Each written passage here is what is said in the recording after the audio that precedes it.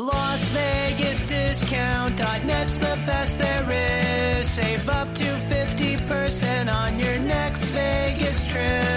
And travel, rental, shows, and tours. Find the deals you're looking for. Las Vegas Discount.net. Las Vegas Discount.net. If you're going to Vegas for deals that are the best, visit Las Vegas Discount.net.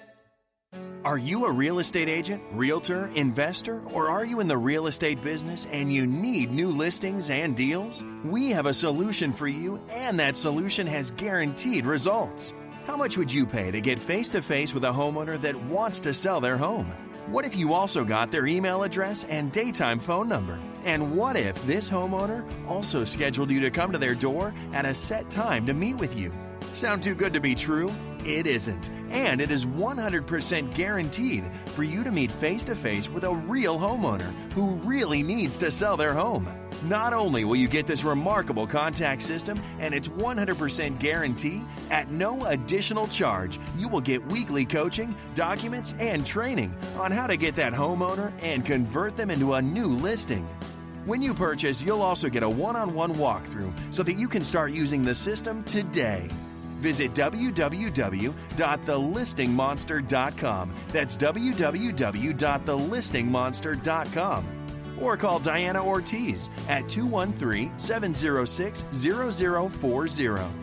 Stop wasting time the old way. Use a monster and get actual results today.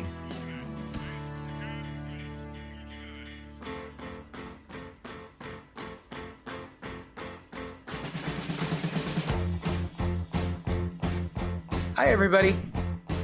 Welcome to this week's call. LeeHonish, David-Bartels. For the new people, I am joined by David-Bartels. As I have said, this is a mom and pop shop. You have met two out of the three of us. You've met me probably through the webinar, maybe face-to-face. Maybe you were at the California Department of California Association of Realtor trade show, and we shook hands. I don't know. I didn't shake many hands. I was there on a mission. You've met Diana because you've done your one-on-one coaching call. And if you're an old student returning and you'd like that one-on-one coaching call, send an email to lee-honish at icloud.com. I will share with you the details of bringing you up to speed. Yes, there's an additional fee to do a one-on-one coaching session with Diana if you want to update your system, but it's worth every penny. And the third member of this group is David-Bartels, the largest short sale negotiation company on the planet.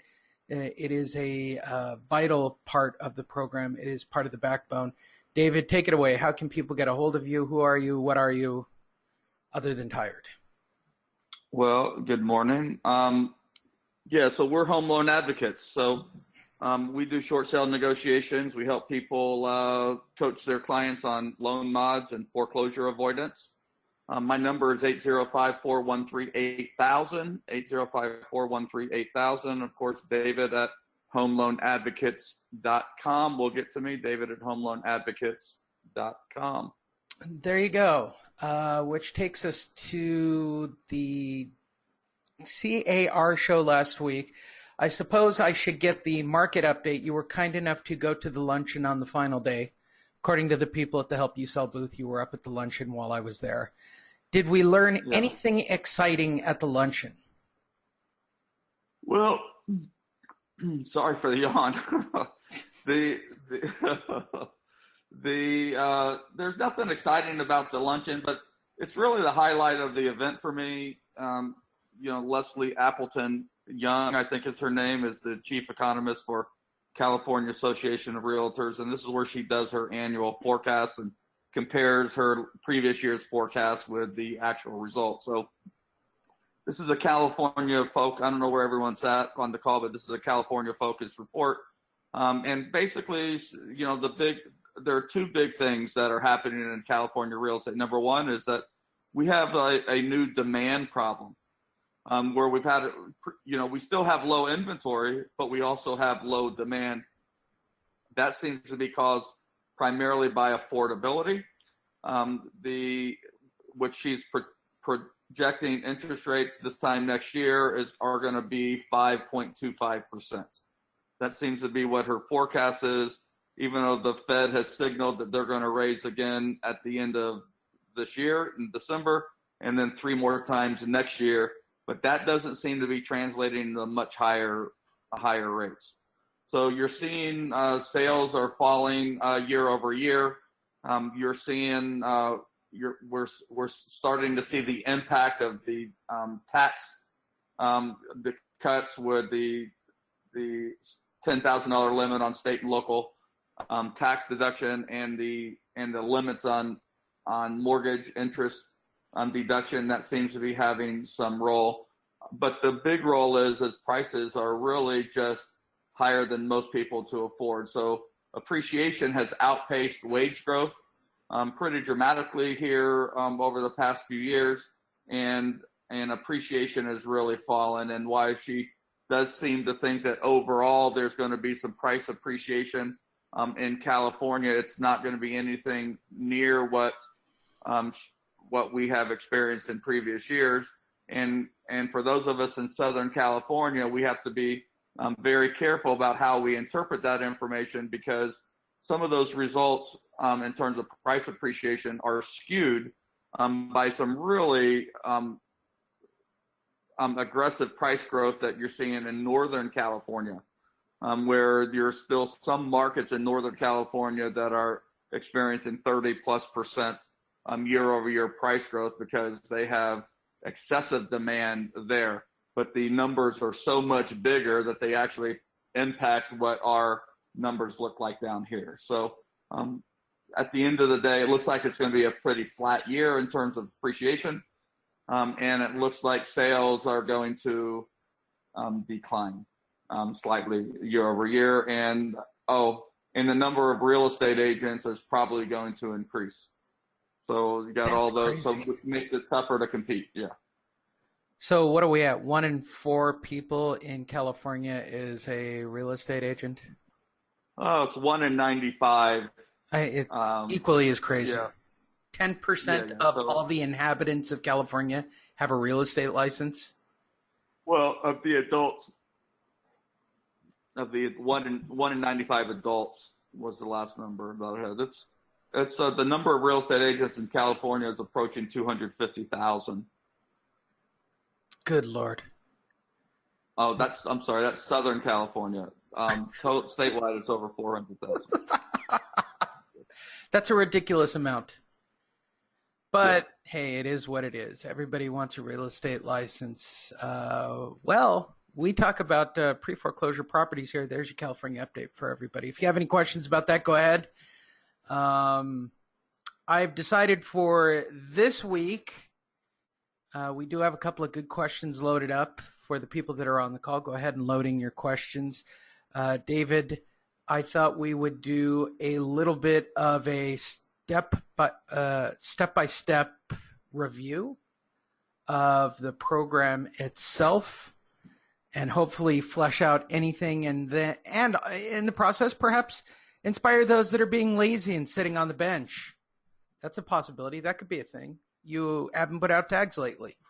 So first and foremost, we're going to talk about monster marketing. If you're listening to this and you are not a coaching student, go to thelistingmonster.com, sign up, join us on these calls each week. You get exclusive content as always. All right, let's talk about step 1, which is choosing data, David. How do you like to pull data for tags? So our preference is Property Radar, and we have 2 buckets that we work in. One is the notice of trustee sale, and the other is notice of default, or pre-foreclosure is what I think Property Radar calls it. So ideally, we're looking for people who have, and whether or not we use notice of default or not depends on whether or not we have enough tags to do that particular week, just a notice of trustee sales. And the answer has typically been no. So we've really expanded everything, and we're focused on those properties who have a foreclosure date between 7 and 37 days from now. And we also focus on those homeowners who have just received a notice of default and a notice of trustee sale. We're excluding listed properties. We're excluding people who have got a postponement due to bankruptcy. We are, and we otherwise just tag everybody. We don't care which lien is in default. We don't care if they have equity or they don't have equity. We're just looking to to put tags on houses with people who have a very high probability of selling. Yeah, and it seems to me lately that the better conversions come, just my opinion, our last deals have come at the NOD phase. Are you tracking where they are when you actually get them to listing? Are you getting more NODs or people that are closer to a sale date? Closer to a sale date is what we see most of, and that's only because the bank has forced their hand and they come to the realization that they are going to lose their house, and they might as well have some control, some say over when they're going to make that transition. And they're also faced with the reality that if they don't sell their house, that whatever cash that they might have in the house, even if it's in the form of a relocation incentive, all the way up to there's $200,000 tied up in the walls of the house that's going to, mostly disappear, if not all disappear, if the bank does the foreclosure. So we have if you're going to lose your house, let's lose it with money in the bank versus no money in the bank, and see if we can stretch the process out to give you the time to get transitioned in something more comfortable. Step 2, download your labels. Avery labels 64s we use 6 to a sheet. Avery 64 is repealable. Please, people, repealable. And even if you use the repealable, David and I both agree the lint trick of putting them on your clothing before you put them on a property. There is nothing worse than when I'm out tagging a random area, or I'm driving around, or I'm checking on other people's work, David, seeing somebody used a permanent label that is still somewhat affixed to a garage door somewhere randomly because maybe they heard the webinar or they were just being lazy and didn't want to order the repealable labels. How do you explain it to your people? In terms of the labels? Well, yeah no, this seems like a trivial matter to people. It's not. You definitely want to get some lint on it, whether or not you put it in your shirt or your pants or your car seat or a folder or something. You do not want your first impression to be a permanent label. Yep, I completely agree. With that said, that takes us to the actual marketing piece itself, the monster marketing piece. And for those of you that are on the call live, I'm going step by step through the website. The call center. Let's talk about call center scripts and making sure they're up to date. I don't want to put anything out about which call centers we use.